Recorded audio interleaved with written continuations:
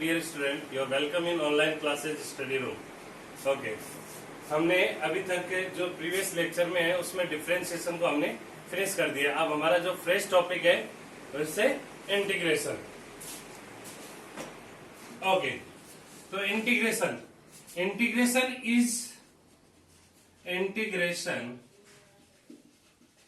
Is reverse process of differentiation.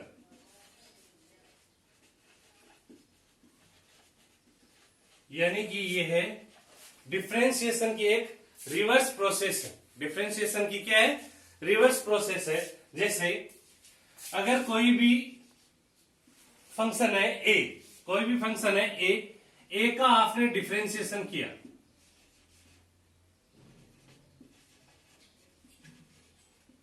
और ए का आपने डिफरेंशिएशन करने पे आपको बी मिलता है। फॉर एग्जाम्पल, ये एग्जाम्पल के तौर पे अगर ए का आपने डिफरेंशिएशन किया और उस ए का कोई भी फंक्शन है उसका डिफरेंशिएशन किया और आपको रिजल्ट जो मिला वो क्या मिला? बी। तो इस बी का अगर आप इंटीग्रेशन कर दो, इस बी का आप क्या कर दो? इंटीग्रेशन कर दो, तो आपको रिजल्ट क्या मिलेगा? वापस ए। यानी कि ए का आपने डिफरेंशिएशन किया, बी मिला, तो बी का अगर आपने इंटीग्रेशन कर दिया तो आपको क्या मिलेगा? ए। फॉर एग्जाम्पल जैसे हमने पढ़ रखा है डिफरेंशिएशन, तो मैं डायरेक्ट बता रहा हूं कि जैसे डी बाई डी एक्स की पावर 3, तो इसका अगर आपने डिफरेंशिएशन किया तो इसका डिफरेंशिएशन क्या होता है? 3x²। हम जानते हैं एक्स की पावर n के तरीके से जो पावर होती है वो आगे आ जाती है, और पावर में से 1 क्या होता है? सब्ट्रैक्ट होता है। पावर में से 1 क्या होता है? सब्ट्रैक्ट होता है। ठीक है, यानी कि पावर जो होती है वो मल्टीप्लाई में आती है और पावर में से 1 सब्ट्रैक्ट होता है। अगर आपने इस a का डिफरेंशिएशन किया और आपको क्या मिला? b। ये मान लो b है और ये मान लो आपका क्या है? a। अगर आप a का इंटीग्रेशन कर दो, सॉरी b का इंटीग्रेशन कर दो, तो आपके पास रिजल्ट क्या आएगा? a। यानी कि x की क्यूब। एक्चुअली ये इंटीग्रेशन का साइन है, ये इंटीग्रेशन का साइन है, जैसे ये डिफरेंशिएशन का साइन है। तो यानी कि वापस अगर 3x² का आपने इंटीग्रेशन कर दिया तो आपको रिजल्ट वापस क्या मिलेगा? x की क्यूब। यानी a का डिफरेंशिएशन किया आपको b मिला, और b का वापस इंटीग्रेशन किया तो आपको वापस क्या मिला? a मिला। वापस आपको यहाँ पे क्या मिला? a मिला। ठीक है, तो हम जानते हैं कि actually integration is reverse process of differentiation.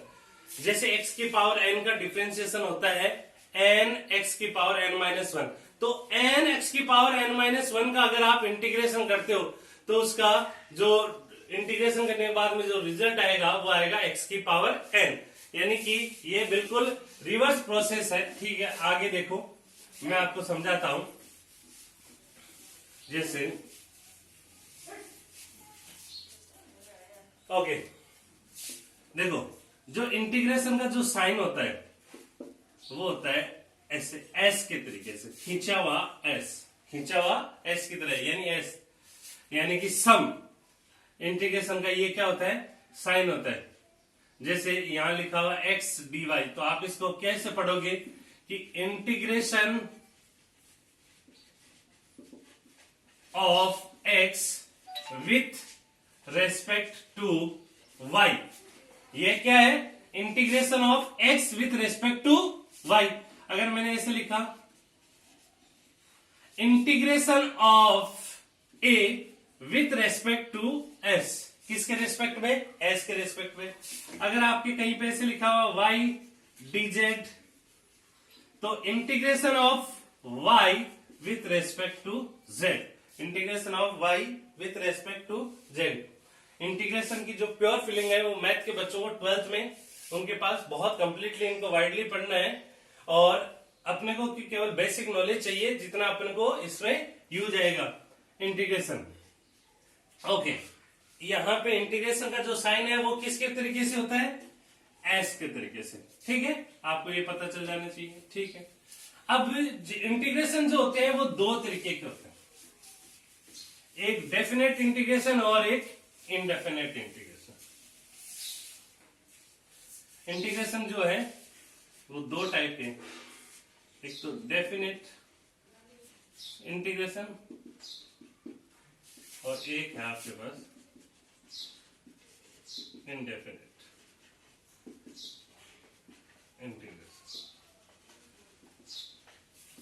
एक तो डेफिनेट इंटीग्रेशन और इनडेफिनेट इंटीग्रेशन। ठीक है, अब जो डेफिनेट इंटीग्रेशन होंगे और इनडेफिनेट इंटीग्रेशन होंगे उनमें क्या फर्क है मैं नॉर्मली बता दूं। डेफिनेट इंटीग्रेशन का एक जो सॉल्यूशन आएगा वो एक यूनिक सॉल्यूशन आएगा, और जो इनडेफिनेट इंटीग्रेशन होंगे उनका फैमिली ऑफ सॉल्यूशंस होंगे। ये फैमिली ऑफ सॉल्यूशंस जिनके बारे में आप धीरे धीरे जैसे हम इंटीग्रेशन आगे पढ़ते जाएंगे तो आपको अच्छे वाइडली तरीके से आपको इन चीजों के बारे में पता रहेगा। जैसे डेफिनेट इंटीग्रेशन होंगे जैसे x dy, तो उसमें जो लिमिट होगी जैसे ये y1 से लेकर y2 तक लिमिट, y1 से लेकर y2 तक लिमिट है ऐसे। और इनडेफिनेट इंटीग्रेशन क्या हो जाएगा x dy, यानी कि इसके बहुत सारे सॉल्यूशन हो सकते हैं और यहाँ एक डेफिनेट सॉल्यूशन आएगा। इनको बहुत डिटेल से पढ़ेंगे और इनको हम नॉर्मली ध्यान रखो कि इनको हम क्या बोलेंगे, लिमिट है ये y1 से लेकर y2 तक लिमिट लगी हुई है। जैसे जैसे हम इंटीग्रेशन को आगे पढ़ेंगे तो आपको ये अच्छे ढंग से फील आएगा कि y1 क्या है, y2 क्या है, यहाँ कैसे लिमिट लगी, इसका यूनिक सॉल्यूशन कैसे, इसके कुछ और सॉल्यूशंस भी कैसे आ रहे हैं, x dy ये इंटीग्रेशन। ठीक है, तो अब इंटीग्रेशन करने के कुछ तरीके हैं कि कैसे फंक्शन आ गए तो हम उन फंक्शन का, जैसे कोई ट्रिग्नोमेट्री फंक्शन आ गया तो हम उनके इंटीग्रेशन कैसे करेंगे, कोई x की पावर n वाले फंक्शन आ गए तो उनका इंटीग्रेशन हम किस तरीके से करेंगे, और मान लो कि जैसे कोई भी log x लॉगरिथम वाले फंक्शन आ गए log x, उनका इंटीग्रेशन कैसे करेंगे, e की पावर x का इंटीग्रेशन कैसे करेंगे। तो ये सारी चीजें, लेकिन एक बात ध्यान रखना, integration is the reverse process of differentiation. यानी कि कहीं पे आप फंस जाते हो तो आप ये सोचो कि ये है डिफरेंशिएशन किसका था, तो उसका जिसका डिफरेंशिएशन था इसका मतलब वो उसका इंटीग्रेटेड रिजल्ट है। ओके, मैं आगे कंटिन्यू करता हूं, एक एग्जांपल से हम स्टार्ट करते हैं।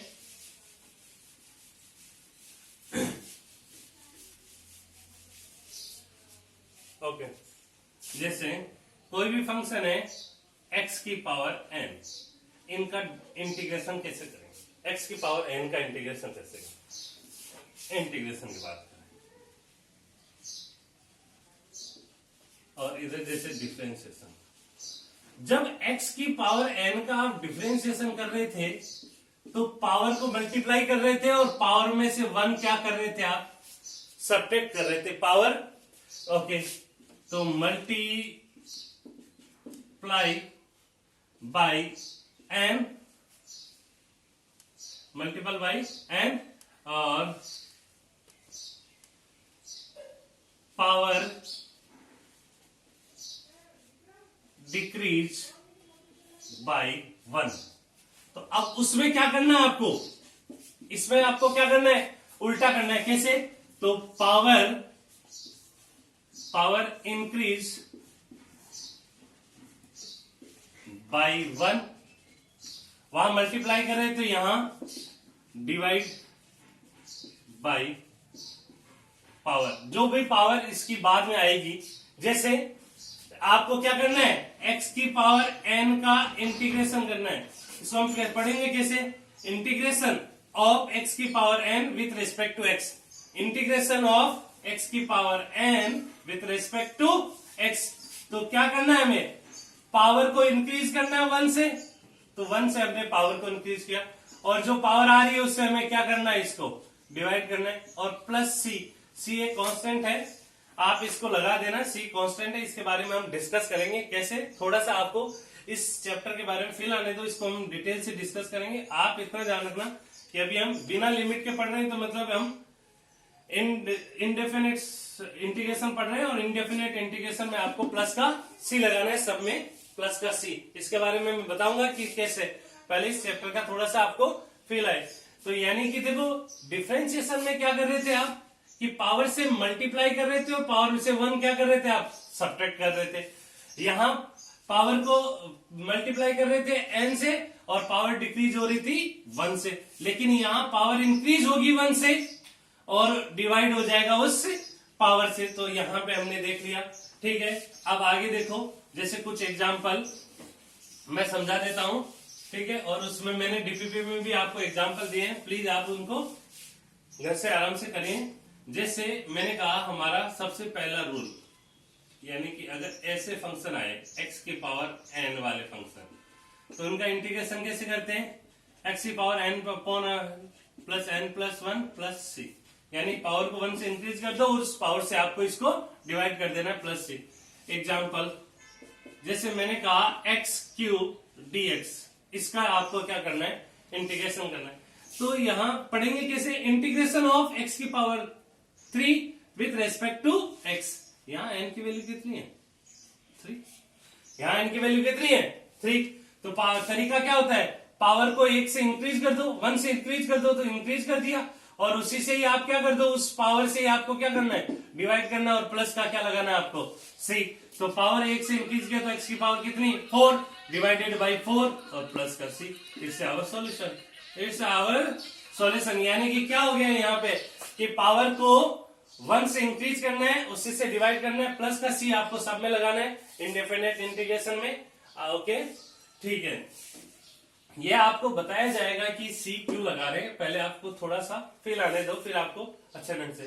तो आपको तरीका समझ में आया कि क्या करना है, जैसे x क्यूब का इंटीग्रेशन करना है, n की वैल्यू कितनी है यहाँ पे 3, तो ऐसे फंक्शन का क्या करते हैं कि पावर को 1 से इंक्रीज करो, पावर को 1 से इंक्रीज किया और उसी पावर से आप क्या कर दो, डिवाइड कर दो। ओके, x की पावर 4/4। और एग्जाम्पल देखो, और एग्जाम्पल देखेंगे तो इधर देखो बोर्ड पे, जैसे एग्जाम्पल, जैसे मैंने दिया x की पावर -7, इसका करना है। तो यहां n की वैल्यू कितनी है, -7, यहां n की वैल्यू कितनी, -7। तो तरीका आपको पता है कि पावर को आपको 1 से इंक्रीज करना है, तो इंक्रीज करने का मतलब +1, और उसी पावर से आपको डिवाइड करना है, तो -7 + 1 यही पावर है, और प्लस का c। तो क्या हो जाएगा यहाँ पे, तो x की पावर -7 + 1 कितना हो गया, -6 upon -6, -6 upon -6 plus c। c यहाँ पे क्या है, कांस्टेंट। मैं आपको एक बात बता रहा था, यानी कि आपने x की पावर -7 का इंटीग्रेशन किया तो आपके पास आया x की पावर -6 अपॉन -6 प्लस c। तो मैंने आपको बताया कि integration is reverse process of differentiation, यानी कि अगर मैं इसका डिफरेंशिएशन करूं, अगर मैं इसका डिफरेंशिएशन करूं तो इसका मतलब आपके पास डिफरेंशिएशन के बाद में रिजल्ट क्या आना चाहिए, x की पावर -7, x की पावर -7। ओके, करके देखते हैं कि ऐसा क्या ये सही है क्या। ओके, तो देखते हैं एक बार, x की power -6 divided by -6 plus c का, इसका आपको डिफरेंशिएशन करना है। तो आपका रिजल्ट क्या आता है, आपका रिजल्ट क्या आना चाहिए, x की पावर -7। तो ये रेसिप्रोकल प्रोसेस होगी, ठीक है, इसको अलग अलग लिख लो, d/dx माइनस x की power -6 divided by -6, sorry minus नहीं, सॉरी माइनस नहीं है ना ये, ओके सॉरी ये था फंक्शन, ठीक है, प्लस का ये हो गया प्लस d/dx इंटू सी, दोनों अलग अलग लिख दिया, पहले ये इसके साथ में डिफरेंशिएशन, फिर इसका इसके साथ में डिफरेंशिएशन।